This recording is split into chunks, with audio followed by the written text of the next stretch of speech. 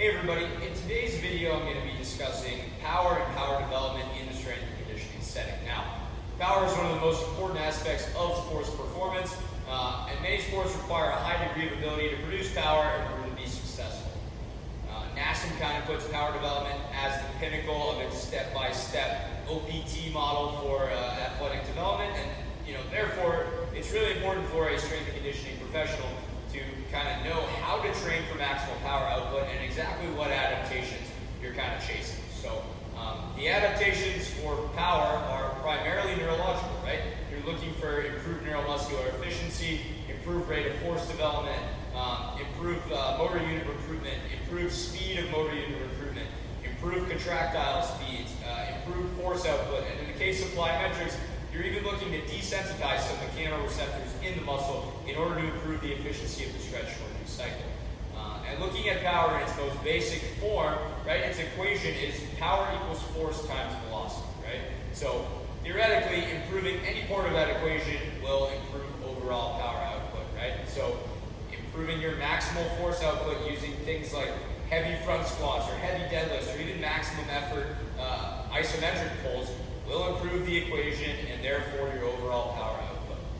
Same thing on the other end of the spectrum, doing high velocity activities like medicine ball throws or sprinting will improve the velocity end of the equation, improving the overall power output. So it's important to spend time at both sides of the spectrum, but in reality, the majority of your work is going to be somewhere in the middle of max force and max velocity. Before kind of trying to train for optimal power output, right, you need to establish basic levels of stability, strength, and movement quality, right?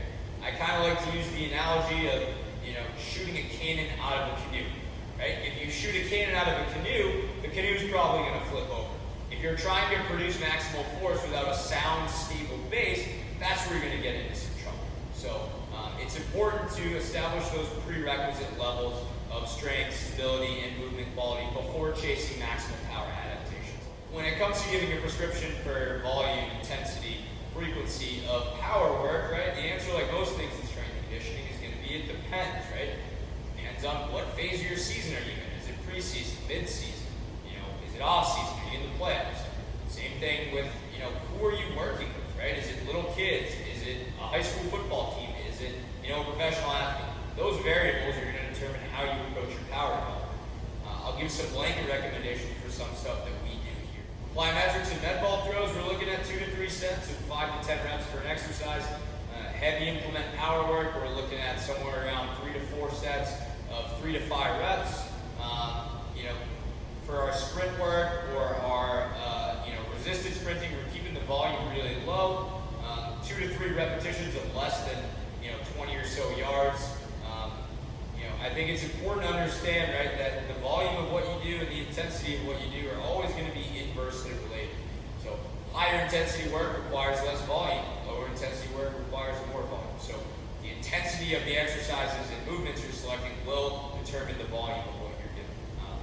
As far as rest goes, it's important to rest quite a bit between sets of power development exercise. As maximum power output depletes energy systems rather quickly. You need to let those energy systems recharge and refuel.